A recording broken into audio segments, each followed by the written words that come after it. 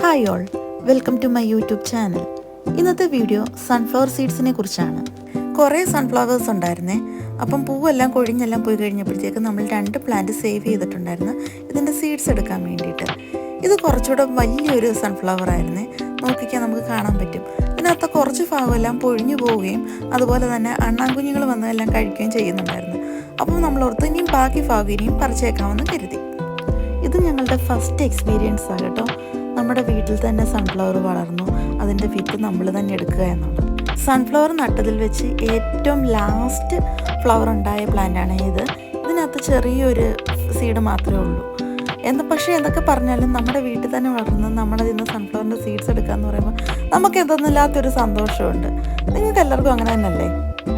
ശരിക്കും പറഞ്ഞാൽ ഞങ്ങൾ റിയലി എക്സൈറ്റഡ് ആണ് ഇതിൻ്റെ റിസൾട്ട് എങ്ങനെയായി തീരും എന്നുള്ളത്. കാരണം നമ്മൾ വീഡിയോസിലൊക്കെ കണ്ടിട്ടേ ഉള്ളൂ ഇതുപോലെ സൺഫ്ലവറിൻ്റെ സീഡ്സ് എടുക്കുക എന്നുള്ളതൊക്കെ.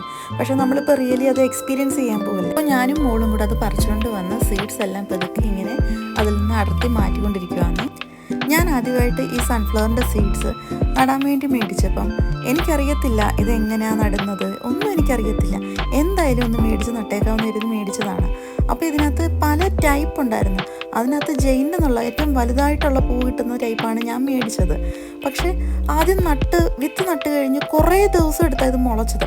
അപ്പോൾ എന്ന് ഞാൻ പോയി നോക്കും. അപ്പോൾ ഞാൻ ഓർക്കും ഇത് മുളയ്ക്കത്തൊന്നുമില്ല. പക്ഷെ കുറേ ദിവസം കഴിഞ്ഞപ്പോൾ ഒരു അറൗണ്ട് 2 വീക്സ് കഴിഞ്ഞപ്പോഴാണ് ചെന്ന് നോക്കിയപ്പോൾ ഇങ്ങനെ മുളച്ച് വരുന്നു. അപ്പോൾ ഞാൻ ഓർക്കും ഇത് തീരെ കുഞ്ഞതാണല്ലോ, ഇതിനകത്തൊന്നും എങ്ങനെ ഇത്രയും വലിയ ജെയിൻ സൺഫ്ലവർ ഉണ്ടാകുന്നതെന്നൊക്കെ ഞാൻ ആലോചിക്കുമായിരുന്നു. പക്ഷേ അത് തൈയെല്ലാം വന്ന് 1-2 ആഴ്ച കഴിഞ്ഞപ്പോഴത്തേക്ക് അതിൻ്റെ ഗ്രോത്ത് എന്ന് പറഞ്ഞാൽ ഭയങ്കര റാപ്പിഡായിട്ടുള്ള ഗ്രോത്ത് ആയിരുന്നേ.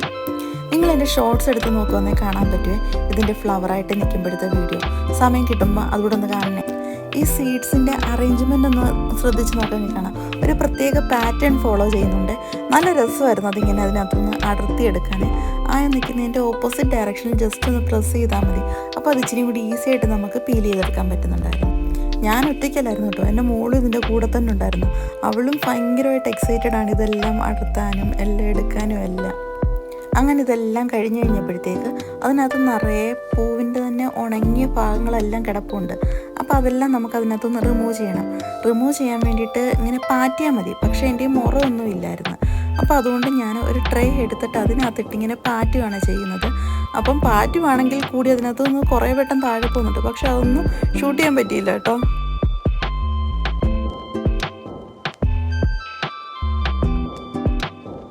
അങ്ങനെ സീഡ്സ് എല്ലാം സെപ്പറേറ്റ് ചെയ്ത് കഴിഞ്ഞപ്പോഴത്തേക്ക് നമുക്ക് ലാസ്റ്റ് ഇത്രയും സീഡ്സ് കിട്ടിയിട്ടുണ്ട്.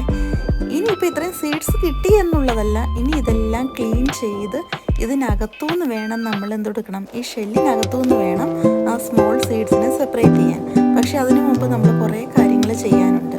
ഇതെല്ലാം ഒന്ന് റോസ്റ്റ് ചെയ്തിട്ട് വേണം എടുക്കേണ്ടത്. അല്ലാതെ ഞാൻ ആദ്യം തന്നെ ജസ്റ്റ് ഒന്ന് ട്രൈ ചെയ്ത് ഇതിനെ പൊട്ടിച്ചെടുക്കാൻ പറ്റുമോ ഷെല്ലിൽ നിന്ന്. പക്ഷെ അന്നേരം അത് കിട്ടുന്നില്ല. അപ്പം അത് ജസ്റ്റ് ഒന്ന് റോസ്റ്റ് ചെയ്യുവാണ്. നന്നായിട്ടൊന്ന് റോസ്റ്റ് ചെയ്തെടുത്തിട്ടുണ്ട്. ഇതെല്ലാം നന്നായിട്ട് റോസ്റ്റ് ചെയ്തെല്ലാം കഴിഞ്ഞ് കഴിഞ്ഞപ്പോൾ എൻ്റെ മനസ്സിൽ നിന്ന് ഇനിയിപ്പോൾ പെട്ടെന്ന് എനിക്ക് ഷെല്ല് ഇതിനകത്തൊന്ന് സെപ്പറേറ്റ് ചെയ്യാൻ പറ്റുമല്ലോ എന്നൊക്കെയായിരുന്നു. പക്ഷേ ഇനിയായിരുന്നു ടാസ്ക്. അപ്പം ഞാൻ ഓർത്ത് എളുപ്പം ഇത് റിമൂവ് ചെയ്യാൻ വേണ്ടി മിക്സിക്കകത്തിട്ട് ജസ്റ്റ് ഒന്ന് പൾസ് മോഡിലൊന്ന് ആക്കാവുന്നത്. പക്ഷെ അങ്ങനെ ചെയ്തപ്പോൾ അതെല്ലാം ജസ്റ്റ് അങ്ങ് പൊടിഞ്ഞു പോയത്. പിന്നെ ഞാൻ അടുത്ത മെത്തേഡ് യൂസ് ചെയ്തെന്ന് പറഞ്ഞാൽ ഇതുപോലെ ഒരു പേപ്പറിനകത്തിട്ടിട്ട് നമ്മുടെ ഒരു കല്ലെടുത്ത് വെച്ചിട്ട് അതിനകത്ത് ജസ്റ്റ് ഇങ്ങനെ പതുക്കെ പ്രസ് ചെയ്ത് കൊടുത്തു. അപ്പോഴും അതത്ര സക്സസ് ആയിട്ട് കിട്ടിയില്ല. ലാസ്റ്റാണ് മനസ്സിലായത് ഇതെല്ലാം ഫെയിലിയറാണ്. പകരം അത് ഓരോ സീഡ്സായിട്ട് എടുത്തിട്ട് നമുക്ക് ഇച്ചിരി ക്ഷമയുണ്ടെങ്കിലേ കാര്യം നടക്കത്തുള്ളൂ. അപ്പോഴേ നമുക്ക് മനസ്സിലാകും ഈ വീഡിയോ എന്തുമാത്രം ഞങ്ങൾ എഫേർട്ട് ഇട്ടിട്ടാണ് ഈ വീഡിയോ എടുത്തത്. കാരണം ഈ ചെറിയ ഷെല്ലിൽ നിന്ന് അത് പൊട്ടിച്ച് അതിൻ്റെ സീഡ്സ് എടുക്കാൻ നന്നായിട്ട് പണിയുണ്ടായിരുന്നു കേട്ടോ. കുറേ ദിവസം എടുത്ത് ഞാനും മോളോട് ഇത് സെപ്പറേറ്റ് ചെയ്തല്ലേ എടുക്കാൻ വേണ്ടിയിട്ട്. ഇങ്ങനെ നമ്മൾ ഓരോ സീഡ്സ് ഇങ്ങനെ സെപ്പറേറ്റ് ചെയ്യുമ്പോഴായിരിക്കും അടുത്ത ട്വിസ്റ്റ് വരുന്നത്. ചിലത് ഓപ്പൺ ചെയ്യുമ്പോൾ അതിനകത്തൊന്നും കാണത്തില്ല, ചിലതിനകത്ത് ഓപ്പൺ ചെയ്യുമ്പോൾ